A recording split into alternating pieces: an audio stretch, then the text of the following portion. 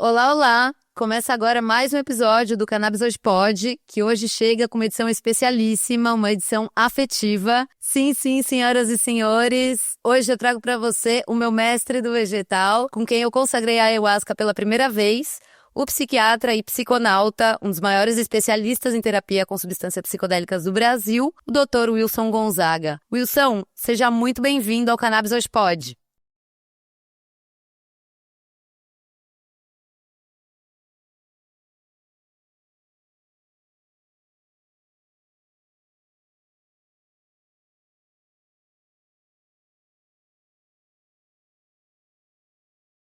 Muito bom, grato pelo convite.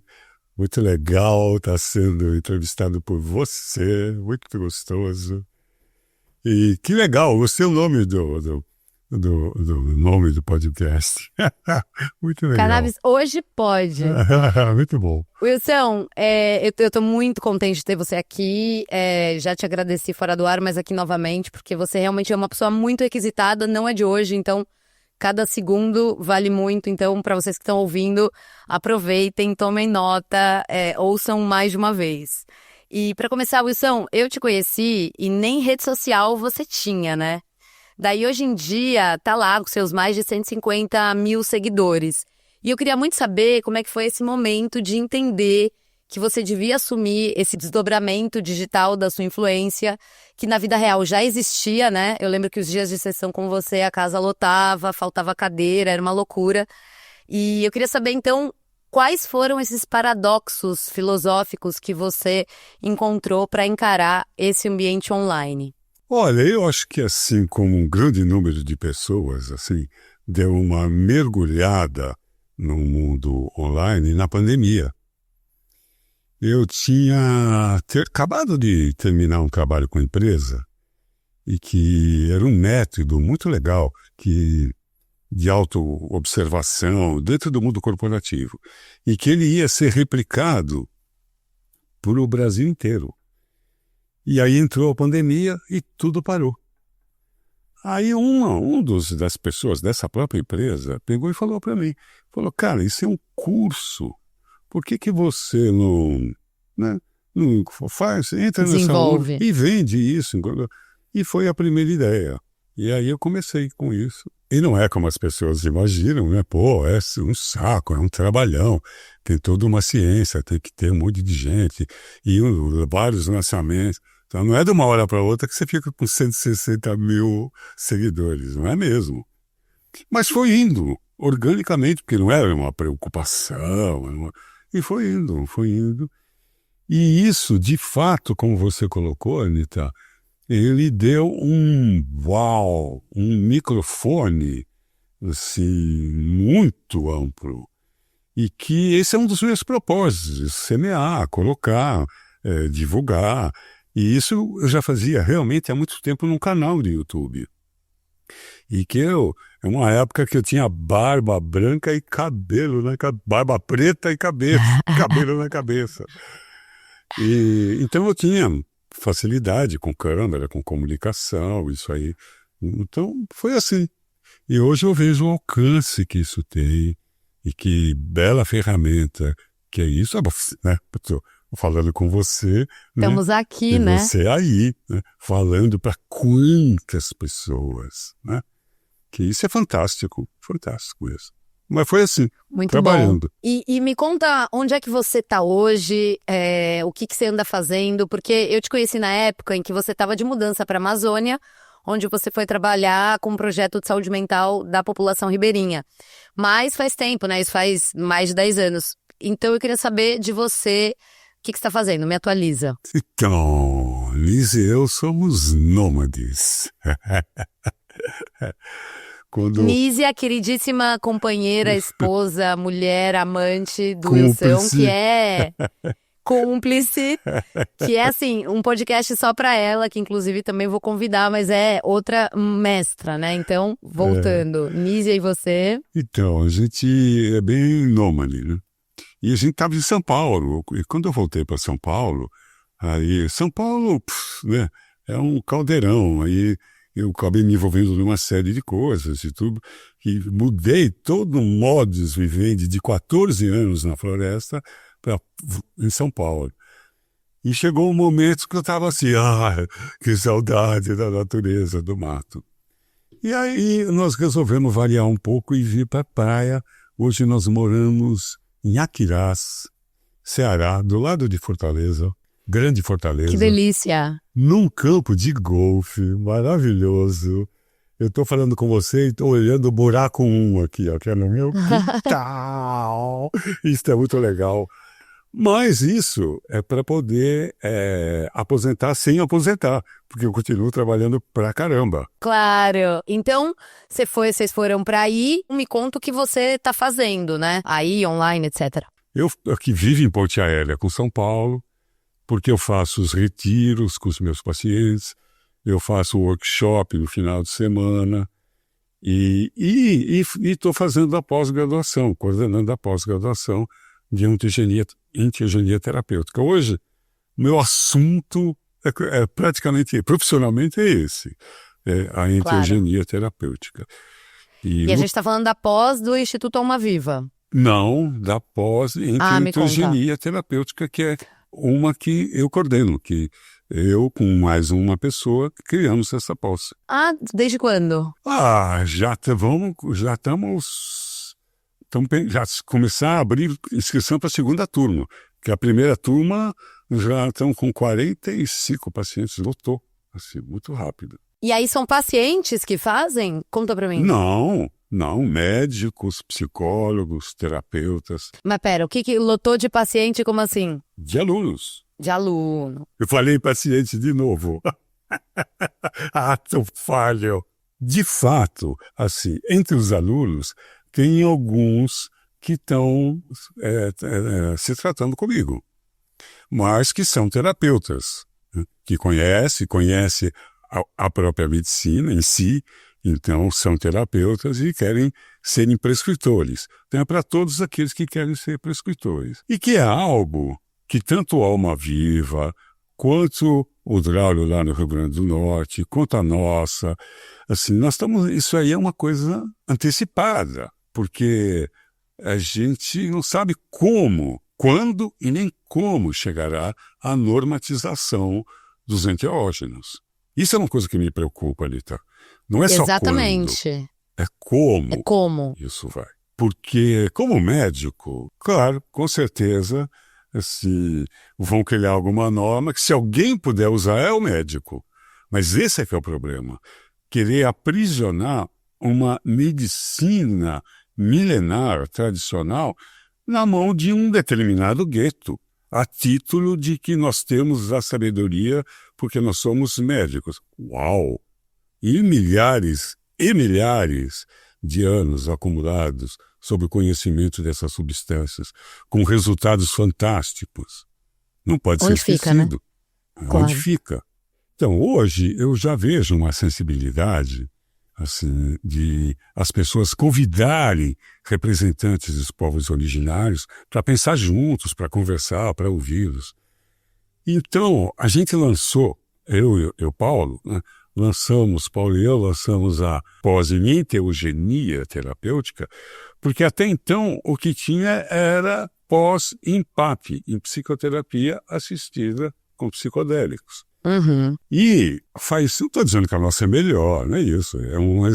Mas é outra coisa, né? A gente está a partir de outra cosmovisão, né? Isto. E que contempla a visão por isso esse nome, enteogenia. Enteógenos foi um termo que surgiu em 1978, se eu não me engano, por um grupo de cientistas, entre eles o Gordon Wasson, que era um micologista famosão lá. E eles propuseram esse nome, enteógenos, que significa gerador de Deus dentro, para substituir a palavra alucinógeno.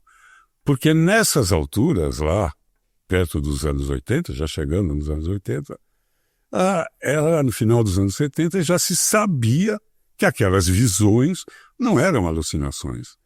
Eram conteúdos, no mínimo, altamente simbólicos ou quiçá espirituais. E por conta de observar os povos originários, sugeriram esse nome, porque os povos originários sempre o fizeram com esse propósito de fazer a ponte com o sagrado. O religare.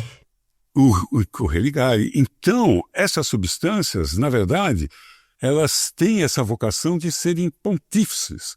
Que é o pontífice? O cara que faz a ponte entre o mundo material e o mundo espiritual. E aí esse nome é para marcar essa vocação primeira dessas substâncias, que é trazer o sagrado de dentro para fora. Uhum. Então, por exemplo, você conhece os rituais com ayahuasca, todos eles, independente da linha, eles vêm com uma sugestão religiosa, ou budista, ou judaico-cristã, ou neo-xamânica, ou universalista, ou, enfim, sempre tem, né? E o estudo da psilocibina, cientificamente, assim, dentro dos trabalhos, a sugestão religiosa não acontece. Aliás, ela não deve ser feita. A estimulação por sons são sons que evocam o estado. E a espiritualidade brota espontaneamente. Então, essa é a característica dessa substância. A nossa posse, não me perdi, deu a volta, mas voltei. Ela tem essa característica de contemplar.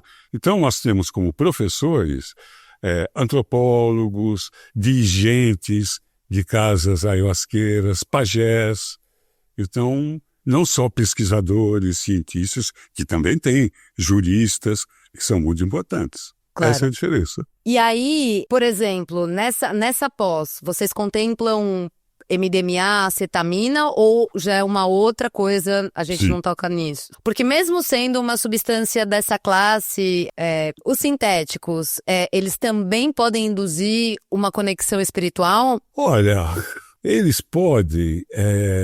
eu não queria que você me fizesse essa pergunta.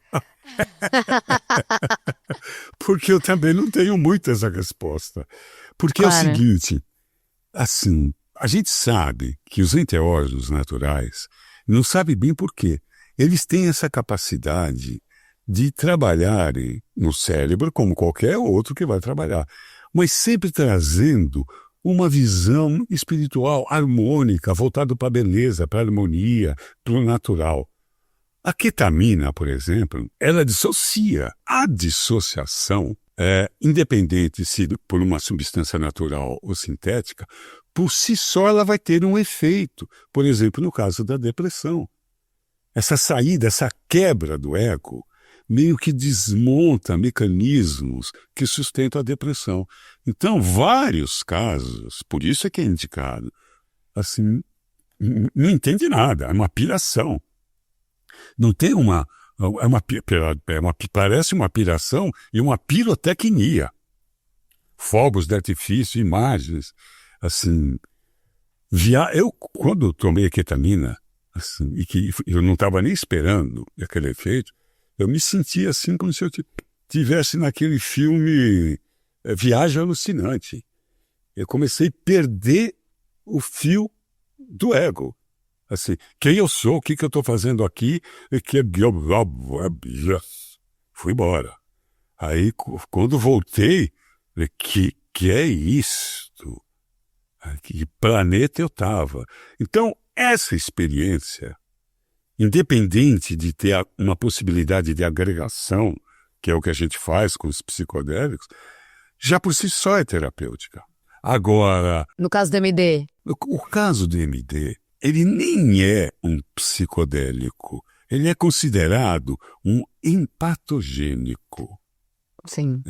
Porque quem toma sabe, sim, não tem outro nome para ele, né? Ele cria empatia, ele cria relação, desde o tato até olhar, até...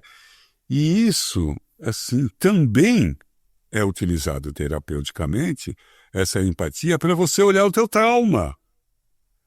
E aí você vai ver aquele trauma que te causou o estresse pós-traumático com outro olhar, assim, com um nível de receptividade, de não sofrimento, de compreensão, que é altamente terapêutico. E o MD de todos será o primeiro a ser aprovado pela Anvisa por causa dos extensos estudos que eles têm com os oriundos da guerra, e os caras têm guerra para dar com pau, não falta voluntário, Total. com estresse pós-traumático oriundo da guerra. A gente está brincando com isso, mas é horror. Eu já atendi gente É? que é horroroso. O cara vive na guerra durante a noite, vendo cena. É horrível. E até hoje, o que a gente conhece, que mais resolve, e mais rápido, e mais efetivamente, é o MDMA. Santo MD. Mas aí tá, quando eu falei do MD, você estava indo falar alguma coisa dos naturais. Se você puder lembrar esse momento pra gente. Esses naturais, eles apresentam uma coisa que é... O Imperial College de London tem um trabalho maravilhoso que coloca, não tem um estudo que eles fizeram, de quanto maior o nível de epifania, já explico melhor o que é isso, maior o nível de cura que acontece. E o que é epifania, senão uma experiência espiritual? E que é diferente de uma experiência religiosa. Então, Total. aí é que se explica a enteogenia, porque ela vem customizada. Você entra em contato com o sagrado do teu jeito, de dentro para fora. E isto é altamente terapêutico. Então, essas substâncias, elas levam para a epifania, os naturais. A ibogaína tem isso, que é uma raiz africana. Quem falará sobre ibogaína na pós será o Bruno Rasmussen, que é o cara... Nada mais, nada menos, né? Que o é Bruno. O cara. Então, essa é a ideia. A gente pegar esse bando de cabeção para vir falar. O Draulio, por exemplo, vai ter uma aula, o Draulio, que ontem nós combinamos que ele vai fazer aqui, em casa, porque ele vai estar aqui no Ceará. Então, nós vamos fazer juntos essa aula. Aí, padrinhos, vai ter Léo Artese, meu querido irmão Léo Artese, que vai falar sobre o xamanismo, né, e os enteógenos, dando a visão dele. Vai dar uma aula também o Alex Polari, que aceitou, que para sair da toca aquele homem é muito difícil. E ele aceitou dar uma aula também. Porque o nosso público tem oriundo muito do Santo Daime, do mundo da ayahuasca, do universo da ayahuasca. Claro, e onde onde a gente pode encontrar essa pós? Na minha página, tem lá. Já tá lá. Enteogenia terapêutica, a minha página. Bueníssimo. E aí você estava falando, né, justamente que a gente não sabe quando vai acessar, né, quando vai normalizar, né, e como. Mas eu justamente, nos Estados Unidos eu vi, né, agora eu fui para Denver para cobrir a Psychedelic Science Conference e vi uma cena totalmente diferente do Brasil, né, acontecendo, já com algumas permissões, Colorado, Oregon, etc. E, apesar disso, o Brasil é muito psicodélico também, mas por conta da ayahuasca, né, essa conexão com a ayahuasca faz da gente um país psicodélico. Mas ainda não tem essa abertura para outros psicodélicos. E agora, há pouco também você comentou do MD, que deve virar um medicamento proximamente. Mas o que você acha que está faltando para acontecer essa aproximação dos brasileiros com psicodélicos de todos os tipos, né? Que estejam dispostos e interessados nesse tipo de experiência? Primeiro, me permita discordar de Vossa Senhoria, pelo menos no campo científico. O Brasil é o terceiro país em termos de produção científica. Exato. Ele só perde para os Estados Unidos e para o Reino Unido. Não, isso da produção científica eu não tenho a menor dúvida, então, e de que a gente é um país psicodélico por conta da ayahuasca, sim, mas eu não vejo a população, não vejo uma cena psicodélica, não vejo. Claro que daqui a pouco a gente vai falar de mushrooms e tal, né, da psilocibina, que eu vejo já uma ceninha começando, mas esse lugar que eu vi em Denver, eu fiquei, assim, impressionada. Tipo, meu coração encheu, sabe? E aí eu queria muito saber como é que faz para fazer isso no Brasil? O que está faltando? Então, assim, nós somos vítimas de uma campanha de demonização dos psicodélicos do governo americano, do governo do Nixon. E isso está arraigado no consciente coletivo. Como diminuir isso? Culturalmente, com o tempo. E quanto mais argumento científico tiver sobre essas substâncias, menos fantasia, menos esse terror, menos essa demonização vinga, enfraquece. E isso é tempo. Então, quanto mais curso, quanto mais artigos científicos, quanto mais gente... Vamos olhar para isso e falar, ué, mas isso aí é droga? Ué, porque o outro disse que se curou com isso. Isso leva tempo, Anita. Isso leva tempo. Leva tempo. Então, hoje, por exemplo, não sei se você viu ontem, saiu na mídia, assim, desse jeito, debelada, organização criminosa que produzia cogumelo. Toneladas, com quantidades e tal, parará, uma rede. Cara, como se fosse uma rede de tráfico que descobriram no DF. Aí os caras são de Curitiba. Por quê? As propagandas que ele faz não é ligado à cura, à ciência. Eles estão ligados a vender o objeto, o público-alvo deles são as raves. Então, tem tráfico pago para poder divulgar onde vai ter, tem lá uma influência. Aí chamou a atenção da polícia, a polícia prendeu e colocou cada absurdo científico sobre o cogumelo. De tempos em tempos tem uma dessa, né? De tempos em tempos. Aí tem que soltar a pessoa. Porque esse é um limbo da lei. Total. Porque o cogumelo não é proibido. O que é proibido é a psilocibina, que está dentro do cogumelo. Então, todos aqueles que foram, não é a primeira vez que isso acontece, todos saíram, foram soltos. Então, tem uma jurisprudência.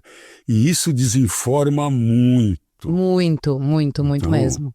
Uma notícia dessa equivale a 10 notícias científicas para cobrir. Total, costumo dizer que 5 minutos no Fantástico falando uma fake news são 5 anos para desfazer, né? Wilson, você que trabalha com psicodélico há tanto tempo e já consagra ayahuasca há 40 anos, me faz uma análise do fenômeno social da psicodelia no Brasil durante esse tempo, porque esse assunto, né, também deu um salto grande, apesar de não ser o mainstream, de não ter uma cultura super viva, deu uma avançada boa, né? Eu não sei se eu sou a pessoa abalizada, se eu sou autorizada a dar uma opinião, porque a minha visão é muito contaminada. A minha visão da psicodelia, ela está muito envolvida no processo de cura, no processo experimental do trauma, do sofrimento, da depressão. Então, assim, o mundo psicodélico que eu conheci na minha juventude era um cogumelo de vez em quando no pasto e maconha que rolava o tempo todo. Então, assim, por isso que eu digo, a minha visão ela não é abalizada. Agora, eu vejo, por exemplo, sentindo, porque eu lido com gente todo dia, praticamente o dia inteiro. Então, apesar de não ter essa visão, eu lido com gente que vive nesse mundo. Então, hoje, eu vejo os psicodélicos ganharem no mundo recreativo. Não estou falando agora do meu mundinho, da minha bolha viciada, da bolha dos meus pacientes.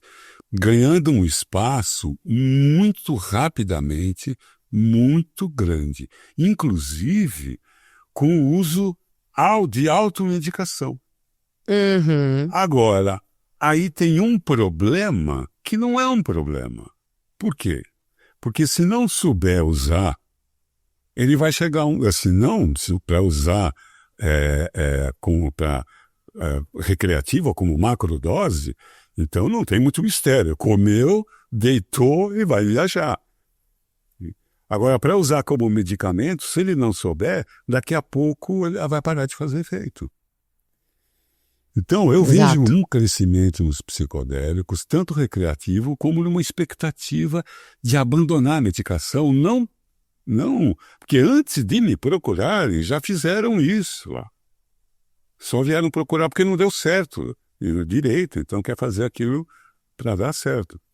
Então tem crescido. E esse medo, esse terror, como eu disse, é cultural, com o tempo tem diminuído, porque ninguém mais fala isso.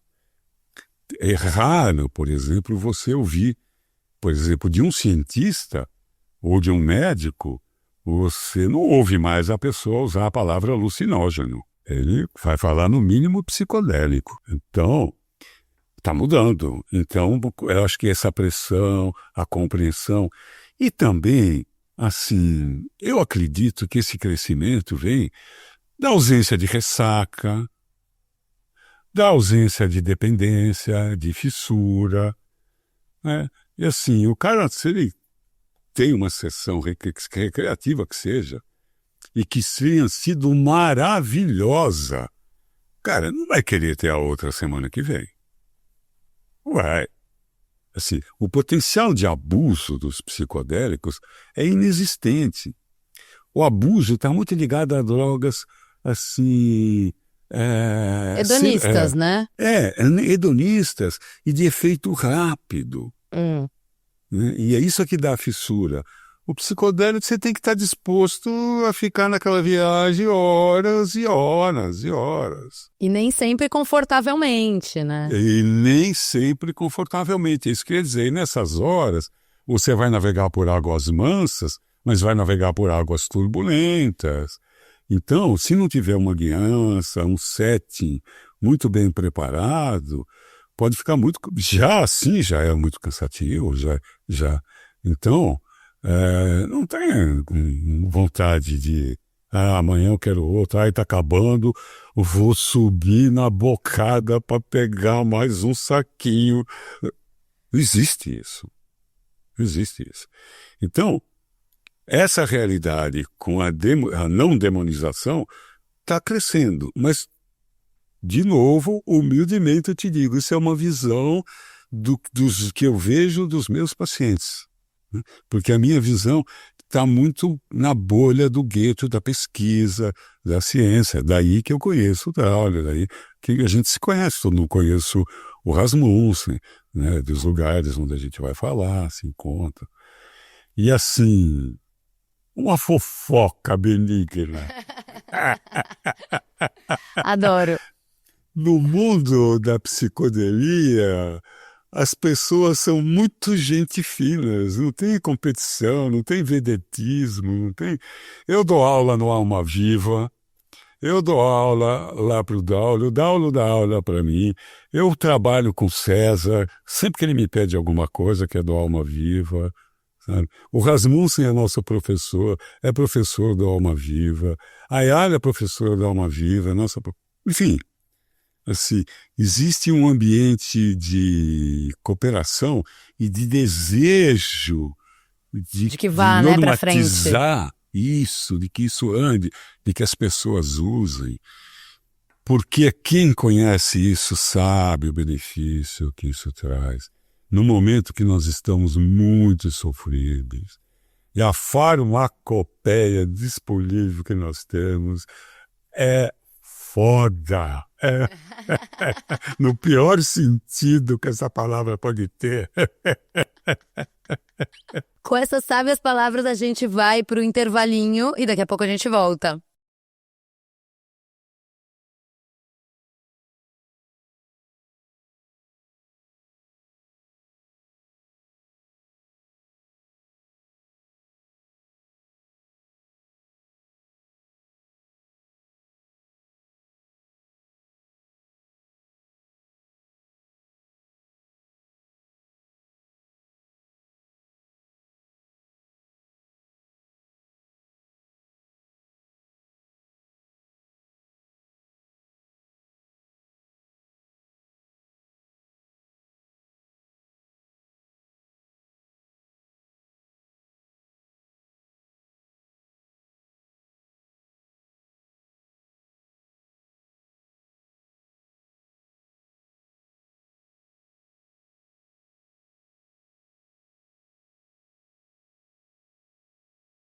Estamos de volta com o psiquiatra e psiconauta Wilson Gonzaga, um dos maiores especialistas na prática psicodélica no Brasil. Quando eu consagrei a ayahuasca pela primeira vez, eu virei a pastorinha do chá, né? Eu convidava todo mundo, virou meu monotema durante anos. E eu vivia dizendo que todo mundo devia tomar, que nem que fosse uma vez na vida, enfim, que tinha que ter na caixa d'água e tal. Mas eu pergunto pra você, Wilson, que também é psiquiatra, a ayahuasca e os psicodélicos em geral são para todo mundo? Boa e fundamental, indispensável pergunta. Porque, especialmente da boca de entusiastas como eu, né, quem ouve dá a impressão, então, que se não tem uma pergunta dessa, fala, pô, vou querer beber isso amanhã. Né? Então, boa Exato. pergunta. Não é para todo mundo. A gente sabe, todos os que estudam, que trabalham, que experimentam isso, sabem que essas substâncias são substâncias que podem trazer sensações muito fortes. E essas sensações, elas podem desencadear algumas patologias que estariam latentes ali e podem vir à tona. Do que eu estou falando? Eu estou falando de uma esquizofrenia. De uma pessoa compensada, equilibrada, que não disse que era esquizofrênica porque estava numa rara intercrise, bem, tal, ou estava começando, como aconteceu lá atrás o assassino do Glauco, que era um menino que tinha esse diagnóstico, e que a ayahuasca despertou, recrudesceu, ou não foi ayahuasca, mas é uma coisa que pode acontecer. Transtorno bipolar daqueles que a pessoa entra em mania.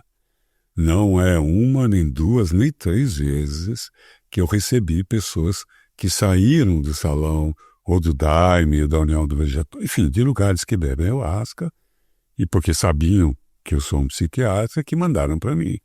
Porque acontecem mesmo isso. Há pouco tempo, um amigo de Floripa mandou uma enfermeira que surtou dentro do salão. Só que ninguém sabia, nem ela, que tinha um transtorno bipolar. É um risco. Ela tinha uma história de depressão. Aí, um belo dia, com todo o cuidado que esse dirigente teve e tem, que eu conheço muito bem, e com todo o cuidado, não tinha. Se fosse comigo, também podia acontecer. E ela surtou. Então, transtorno bipolar, esquizofrenia ou qualquer passado psicótico, seja essa psicose que é induzida por droga, que às vezes acontece. O cara fica numa fase, começa a beber, cheirar, quando surta, e depois nunca mais surta, mas não importa. Se já teve um surto, significa que tem um limiar psicótico mais baixo do que a maioria. Porque muita gente se droga e não surta. Aquele que surtou, cuidado. Então, são critérios de exclusão com risco, e deixa eu deixar isso bem claro, com risco de estar sendo injusto até. Mas pecando pelo excesso de zelo. Porque não é só um cuidado pela pessoa, é um cuidado por toda a causa. Por toda a causa. Né? Então, quantas e quantas vezes, Anita, eu recusei levar para o salão do vegetal paciente meu que queria muito beber ayahuasca, mas estavam dentro de uma dessas condições e dizia não. E a pessoa se sentia perseguida, chateada, sabia quem eu era, sabia que eu podia, ela só não sabia o tanto que doía no meu coração negar um copo de ayahuasca para uma pessoa que estava querendo e sabia que eu tinha para dar. Mas por que negava? Porque colocaria aquela pessoa em risco. Correndo o risco, e acredito que já fiz isso, pecando por excesso de zelo. Então, os mesmos critérios de exclusão que a gente usava para a ayahuasca são os mesmos critérios de exclusão que a gente toma cuidado com a psilocibina ou com outro enteógenos que a gente vai usar em dose. Não porque a química provoca isso, mas a experiência psicológica desafiadora pode... Imagina, por exemplo, uma pessoa que tem um surto latente e que já surtou, está ali, e que na raiz daquele surto tem um abuso sexual do pai, e que de repente numa sessão de expansão de consciência com o enteógeno, entra de cara com aquilo. E tem o que a gente chamaria em psicanálise de uma abreação, uma reação psicológica muito parecida com a do fato. O momento. Do momento. E que, de repente, isso surtou. Foi a ayahuasca que surtou? Foi a psilocibina que surtou? Não, foi a experiência psicológica que teve. E o passado que ele tinha. Então, se a gente sabe disso, esses são critérios de exclusão. Então, mas aí se a gente sabe, beleza. Agora, esse caso que você contou, né, que a mulher descobriu ali que era bipolar, isso aí vai entrar na conta do acaso. Da vida, é isso. Do acaso. Porque esse lugar, especificamente, eu garanto que se faz uma anamnese. Porque quando essa anamnese ficou pronta, o dirigente, que é um querido irmão, pediu que eu desse uma olhada e que eu desse uma criticada, se tinha alguma coisa que estava sobrando e alguma coisa que estava faltando. E a gente conversou. Então eu sei disso. Então tem. E sei porque depois tratei da menina, né, de que ela também não sabia. Mas é isso. Muito bom. E Wilson, você toma ayahuasca há muito tempo, experimentou várias outras substâncias, enveredou aí recentemente, publicamente pela psilocibina. Eu queria saber, assim, se você acha que existe um caráter para cada substância. Então, DMT é bom para tal processo, psilocibina facilita tal, ibogaína tal. Ou isso depende de pessoa e varia de pessoa para pessoa? No meu ponto de vista, as duas coisas devem ser consideradas. Então, nós estamos ainda numa fase muito recente. Então, nós criamos um senso mais ou menos comum, nós quem? As pessoas que estudam isso, de que, por exemplo, a ibogaína é muito boa para dependência química. Tá, ficou um senso mais ou menos comum. Só que a psilocibina também é. Também é. Nós criamos que a ketamina ela é importante para depressão resistente. Aí eu até concordo, exatamente por o que eu disse, pela dificuldade de integração psicológica de uma experiência com ketamina. Então, ela fica só nesse estado de dissociação e resultado químico de melhora de depressão por um número de casos, nem para todos dá certo. Então, os usos que a gente vai tendo, a psilocibina, mais importante, a psilocibina ganha um destaque porque ela tem uma logística muito democrática.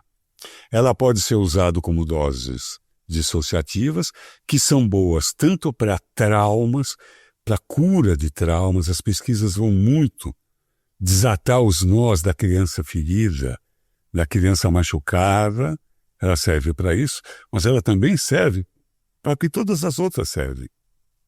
Para quebrar com o padrão de dependência química em doses bem altas dissociativas. Também faz isso. E ela pode ser usada em microdoses, que isso faz muita diferença.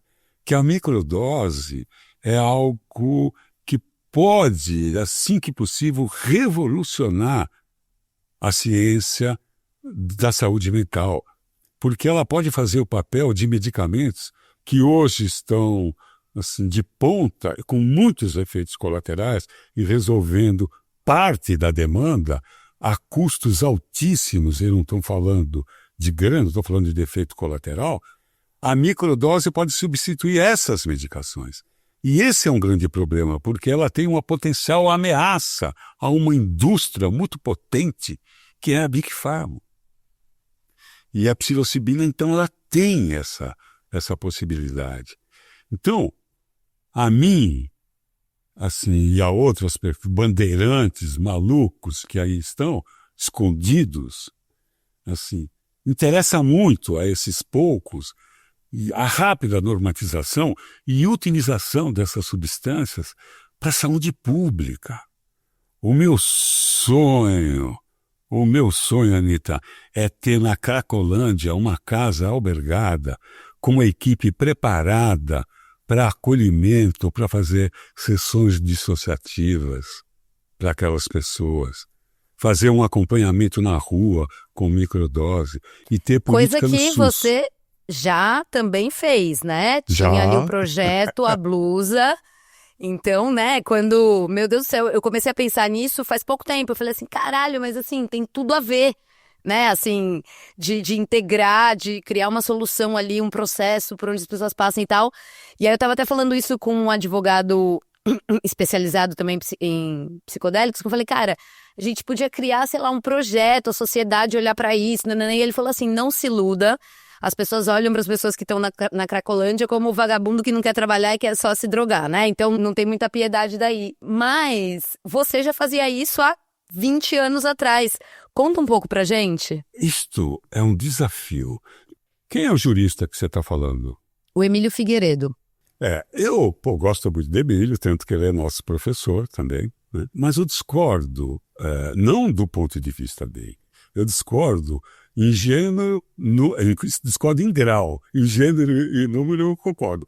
Porque tem gente que pensa nisso. E eu não sou sozinho nisso. Tem gente que pensa nisso. Mas eu concordo com ele que até chegar nisso tem toda uma batalha para se conquistar. A primeira delas é a normatização. Depois a gente vai pensar nisso. Mas, como você disse, eu já fiz isso, né, com a equipe, né, a nossa equipe, na época a gente se chamava Blusa, de ir trabalhar com as pessoas na rua. E por quê? E ficava bem claro, quem fez isso naquela época, que a gente estava usando uma condição humana para um exercício de amor para quem dava.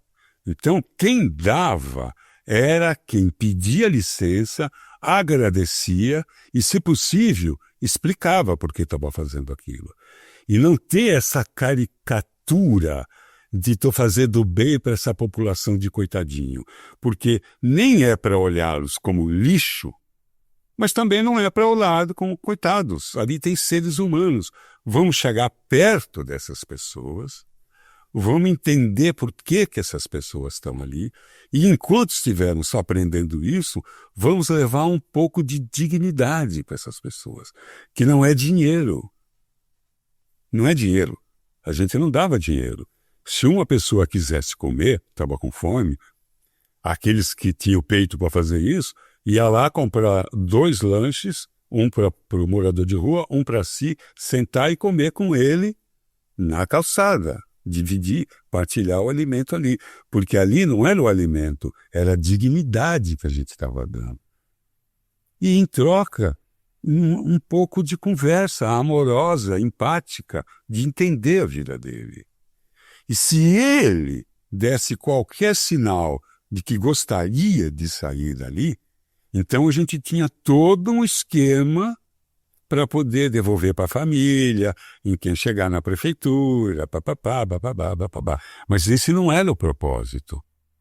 O propósito era um trabalho de conhecer a miséria perto dela. Gandhi fez isso. Siddhartha fez isso. Eu vi coisas muito bonitas. Eu vi coisas muito feias. Muito feias. E vi que eu tenho um mendigo dentro de mim. Meu amor, o que isso quer dizer? Que eu aprendi com eles, que eu sou muito parecido com eles. Todo mundo é muito parecido. Ele só estava ali por uma determinada circunstância que eu poderia estar ali também. E as pessoas não têm noção disso, que eles estão muito próximos da gente. Então, se a gente quiser, aquela realidade espelha a nossa própria realidade, com uma caricatura, com uma pintura horrível, que não é fácil. É muito mais fácil ver que ele é um desgraçado, que ele é um coitado, que ele precisa das migalhas que eu posso dar para ele porque sou bonzinho. E é impressionante como tem esse dispositivo, né, um pouco em todo mundo, de querer parecer o bonzinho, de querer olhar a desgraça do outro para se sentir, né, melhor ou proteger, né? É isso. Especialmente nós aqui no Brasil temos uma coisa cultural que para a gente se sentir rico tem que estar rodeado de pobreza. Muito ruim isso aí, muito ruim. Mas foi uma lição que, por uma série de circunstâncias, durou pouco, poderia ter durado mais. Tive sessões com borracheira alta com eles e que vi coisas assim que não via numa sessão normal. Impressionantes. E foi muito legal participar. Foi muito legal. Quem participou desse trabalho mais de perto, guarda isso com bastante carinho. Você conhece bem alguns deles. Foi muito importante. Pena que durou pouco, por uma série de circunstâncias. Mas já sinto que tem aí um ensaio de volta no futuro, né? De uma outra... Eu tenho um sonho. Exato. Um sonho. Mas já está germinado, né? Já, eu tenho um sonho. Que eu perdi a oportunidade de fazer algumas vezes. Quando eu estive no norte, lá, o núcleo que você conhece, nós compramos um sítio do lado que era para criar um ambiente onde essas pessoas pudessem viver lá dentro. Não conseguimos. Quando eu estive no norte, eu ganhei da prelazia lá, de um padre que conseguiu dar uma fazenda da Igreja Católica para eu criar uma comunidade terapêutica do jeito que eu quisesse, e seria a base da ayahuasca. Eu não consegui fazer. Então, isso é uma coisa que eu confesso para você, é uma frustração que eu trago de um sonho não realizado. Quase todas as coisas que eu queria na vida, eu acabei conseguindo, e coisas muito que eu nem pensava, que eu acho muito legal que aconteceram comigo. Essa faz parte dos troféus de fracasso que eu tenho. Não ter conseguido criar uma comunidade psicodélica que acolhesse drogados de rua. Mas vem chegando. De alguma maneira, gostaria de participar disso. Wilson, voltando agora para a coisa da automedicação, né, que você falou agora há pouco, que a galera tá tomando e tal, embora os psicodélicos ainda não sejam legalizados no Brasil, como você bem disse, tem muita gente que usa por conta própria, seja para... E assim, eu particularmente acho muito legal alguns usos, né? Tipo, lidar com o fim da vida em caso de doença terminal, enfrentar ansiedade, depressão e até terapia de casal, né? Então, dentro desse cenário de experimentações que vem acontecendo por aqui, eu imagino que a preferência seja pelos psicodélicos naturais, né, enteógeno, bom, todos são enteógenos, naturais, ayahuasca, psilocibina, DMT, que devem oferecer menos risco que um MD ou um LSD, que você nunca sabe direito o que tem ali dentro no Brasil, né? Então, Wilson, conta pra gente qual tem sido a preferência, justamente quero essa resposta, e quais são os tipos de tratamento, né, mais comuns que o pessoal tem buscado. Aqui, ainda hoje, o que a gente tem de senso comum é que as pessoas vão procurando conforme a sua patologia e tudo. Por exemplo, para usar MD e para usar LSD, a gente só pode fazê-lo se a gente estiver dentro de um projeto, se a gente tiver substância pura. Porque o que tem no mercado, ele não é LSD. Ele está cheio de anfetaminoides. Assim também o MD. O MD já tem a sua característica, vamos dizer assim, anfetaminoide, mas o muito dele é batizado, porque ele não é para o aspecto terapêutico. O objetivo dele é estar com energia de tut, e bebendo, e se pegando, e do que ele se presta. Terapeuticamente, a gente não usa esses. Quando utiliza dentro de pesquisa e que vem o MD puro, o MDMA puro, por conta do que a gente chama de batismo, né? São substâncias que a gente nunca sabe o que tem dentro. Sim. O que se utiliza é a ibogaína, que ela tem uma característica toda específica, clínica, de suporte para a experiência, e os naturais, né, que mais ayahuasca e psilocibina. Esses são os mais comuns que a gente não precisa de grandes recursos. Os que precisam de recurso são os sintéticos, como é o caso da ketamina. A ibogaína também precisa, que é um natural, porém precisa do contexto clínico ali perto, e assistência ventilatória, tal, se precisar. E no caso da ketamina, que é sempre feito em clínica, com todo, porque ela é, na verdade, um anestésico, utilizado hoje como anestésico mais para veterinária. Ela é muito, por isso que é utilizada, né? Ela é muito rápida. E quando é utilizada em ser humano, tem sempre associada com outro anestésico. Então, sei lá, respondi o que você estava perguntando? Mais ou menos, mas não tem nenhum problema não. Depois, aquela outro papo que a gente teve aqui no podcast já respondeu um pouco, né? É que eu queria saber, assim, qual que é os usos da automedicação, o que as pessoas estão experimentando? Então, da automedicação, a grande maioria faz, como medicação, a microdose. Claro, senti que deu uma ampliada, né? Sobretudo na pandemia, pode ser? Muito, muito. A pandemia ampliou muito isso, de fato. Primeiro, pela facilidade da experiência dentro de casa, abrigadinho. Segundo, que não tinha mais nada que fazer, inventando coisa. Então, de fato, isso aconteceu na pandemia mesmo, esse alto uso. E terceiro, como eu disse, né, eu não estou querendo nem fazer nenhum proselitismo, pelo contrário, eu acho que esse uso, quanto mais guiado, mais proveito ele pode ter, ele é seguro. Tem duas coisas que a gente sabe dessas substâncias, que tanto os pesquisadores quanto os operários, quem está com a mão na massa, falam a mesma coisa, que é a influência do set e do setting. O ambiente com que se faz isso e o ambiente que a gente está. No caso, por exemplo, da pandemia, as experiências aconteceram dentro das suas próprias casas, com as suas próprias playlists, no momento em que a pessoa se preparava dentro do próprio quarto. E a probabilidade de isso dar certo é boa. É toda. Né? Estava lá.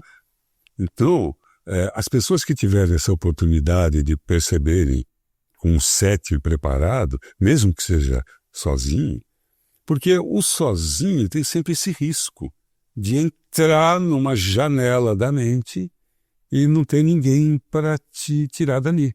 Alguém para você falar, e a pessoa perceber e te encaminhar para o outro lado, ter experiência para fazer isso. Mas fora isso, vamos dizer assim, dose letal, overdose, não existe isso. Não existe. Então, isso tudo fez com que crescesse esse uso mesmo, essas experiências, que eu imagino que a pandemia favoreceu por conta do set. As experiências deram certo por conta do set programado, e que estavam tudo, cada um na sua casinha, no seu quartinho, com seus discos, com as suas fitas, com o seu banheiro, não é? Nada como o próprio banheiro, né? Isso aí faz muita diferença. Wilson, então a gente está chegando já no final aqui, mas antes disso, eu queria que você contasse, hoje quem quer consagrar ayahuasca com você na guiança, onde isso é possível, onde é possível. Depois quero todos os seus arrobas, onde as pessoas encontram a sua pós, tudo, conta tudo. Tá. Então, hoje, eu vou falar na cara dura. Eu recebi, só assim mesmo, que você é asqueira, sabe o que eu estou dizendo. Uma ordem, uma missão para fazer o que eu estou fazendo, né? E me dedicar. Assim, como eu fiz anos, me dediquei à normatização da ayahuasca, hoje eu estou com essa mesma tarefa na normatização da psilocibina. Então, eu não tenho grupos mais da ayahuasca, e hoje eu tenho um grupo de aluno. Claro. Então, a gente tem encontros e tem um grupo que é de um workshop que eu faço de 2 em 2 meses. Esse mês vou fazer um, agora em Atibaia. E semana que vem estou indo para São Paulo, nós vamos fazer isso. Que é um workshop de iniciação à enteogenia terapêutica, em que ali, num dia, a gente fala sobre a ayahuasca e no dia seguinte a gente fala sobre a psilocibina. No dia da psilocibina, nós consagramos 1 grama, que é considerado uma mini dose, não é uma macrodose, e temos uma experiência com sons, com sound healing, para eles entenderem de como isso é feito com macrodose, para o aluno perceber na prática como é que é feito, o que os sons fazem com 1 grama. E como, com apenas 1 grama, dependendo do set, a experiência pode ir longe. E que a pessoa não acredita que comeu 1 grama. Eu já comi 1 grama na praia, não foi assim, né? Já Total. comi 1 grama, né?